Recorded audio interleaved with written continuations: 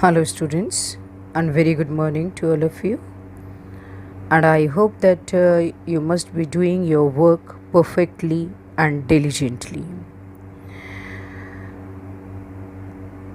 As we are very well known that during this crisis, we must not put ourselves away from the studies. We must concentrate because through this only we can make our good fortune. So now, students, I have come with another topic of writing skill, that is article writing. So I would like to explain you first of all what is article writing. An article is an expression of one's thoughts on an issue or a subject logically and coherently written in meaningful paragraph.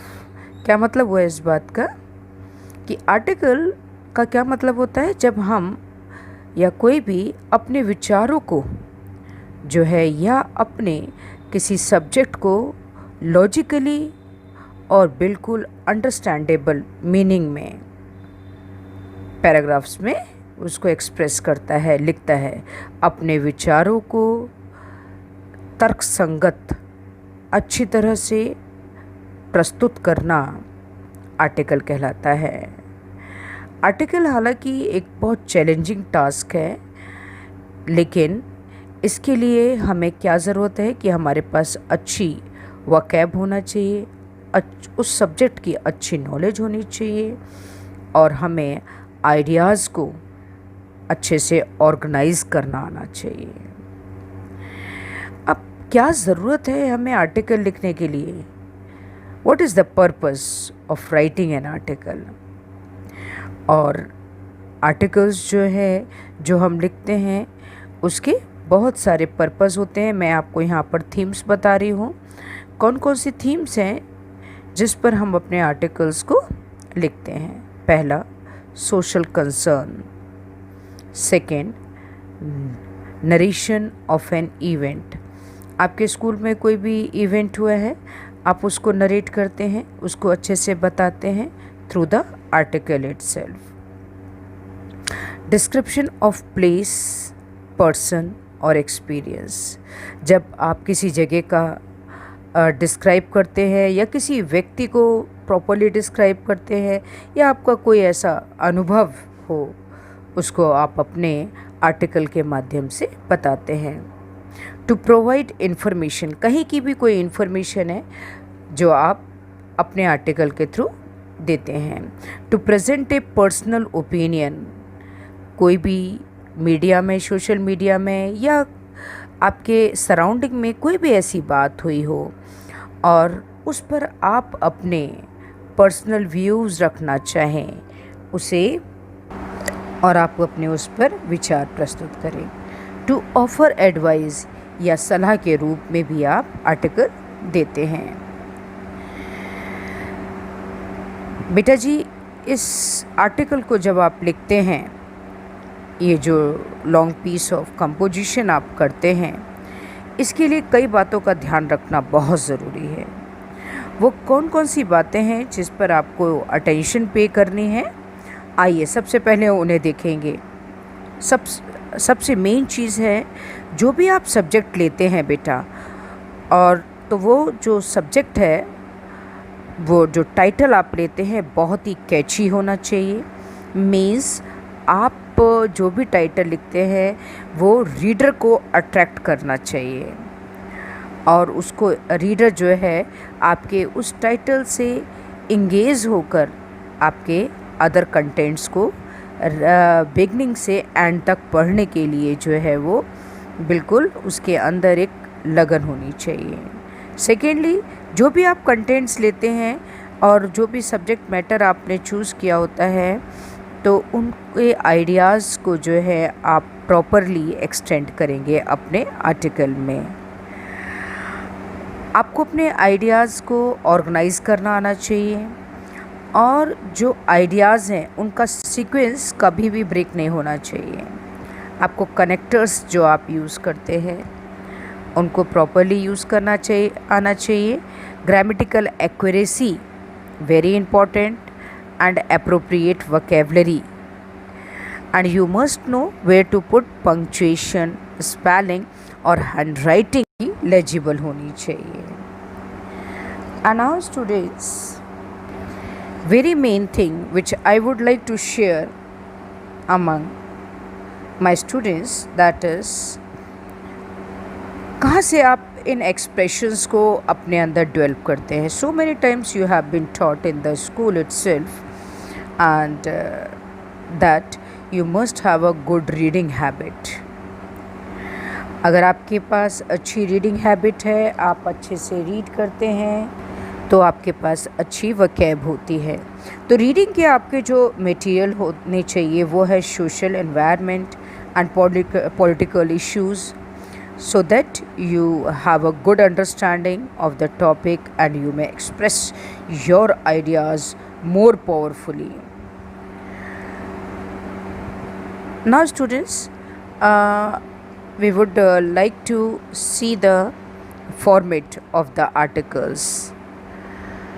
And first of all, you are very well known, there must be heading, title that should be catchy and sharp to catch the attention of the reader.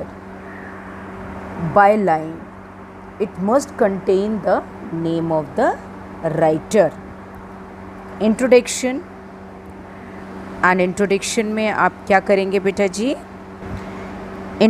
Introduction must be catchy and start to engage the reader right from the beginning.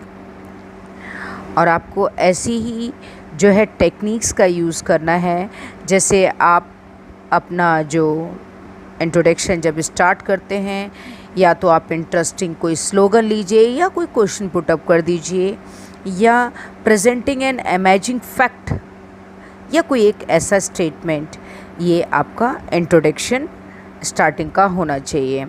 और जब आप body लिखते हैं तो आप topic, जो भी आपने टॉपिक लिया है उसको एलैबोरेट करिए प्रॉपरली, और बॉडी की जो बॉडी को आप 3 या 4 पैराग्राफ्स में सब डिवाइडेड करिए, और जो भी आप उसको डिवाइड करते हैं उसमें सब्जेक्ट आइडियाज़ को आप डेवलप कीजिए। This should develop mainly on contents as effects, और अपने जो है जो टाइटल आपने लिया है उस पर अपने अच्छे से विचारों को जो है एक्सप्रेस करना आपको आना चाहिए। Now one thing which is very necessary to remember, that you should be clear about the purpose of writing. जो कुछ भी आप लिख रहे हैं तो उसमें आपको बिल्कुल क्लियर होना बहुत ज़रूरी है। आप क्या चीज़ एक्सप्रेस करना चाहते हैं, आप उसको इन्फॉर्म करना चाहते हैं, या डिस्क्राइब करना चाहते हैं, या कोई कंपैरिजन आपके माइंड में है, कंपेयर करना चाहते हैं, कंट्रास्ट, या कोई सलाह। और आपको मैंने बताया कि आर्टिकल हमेशा 3 पैराग्राफ्स में लिखा जाता है, एंड में आप अपना कंक्लूजन जो देते हैं उसमें भी स्ट्रॉन्गेस्ट पॉइंट इंक्लूड होने चाहिए। और आपको जो है, जो आपने 3 पैराग्राफ जो लिखे हैं वो लॉजिकल होने चाहिए, और जो एंड में जो आप कंक्लूजन देते हैं वो कंक्लूजन में भी आप सिर्फ 2 या 3 लाइन लिखिए, और वो काफ़ी ब्रीफ होना चाहिए। एंड उसमें जो आप एंड में जो कंक्लूजन लिखते हैं, वो जो भी आपने इशू लिया है उसके लिए जो भी आप सॉल्यूशन दे रहे हैं, सॉल्यूशन दीजिए। आपका रिकमेंडेशन क्या है उस पर, और आप अपना स्टेट कर सकते हैं लाइक अपना warning for the future.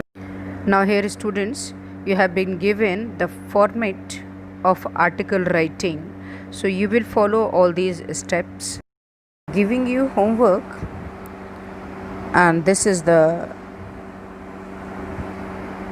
article which you are supposed to write in your copy by your thoughts. So express your thoughts through this article.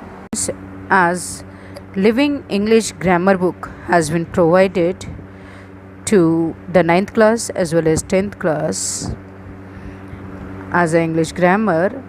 So in that page number 96 there is assignment 1, another assignment on page number 99. So you will complete only 2 assignments, number 1 and 2, complete in your book itself. Thank you so much.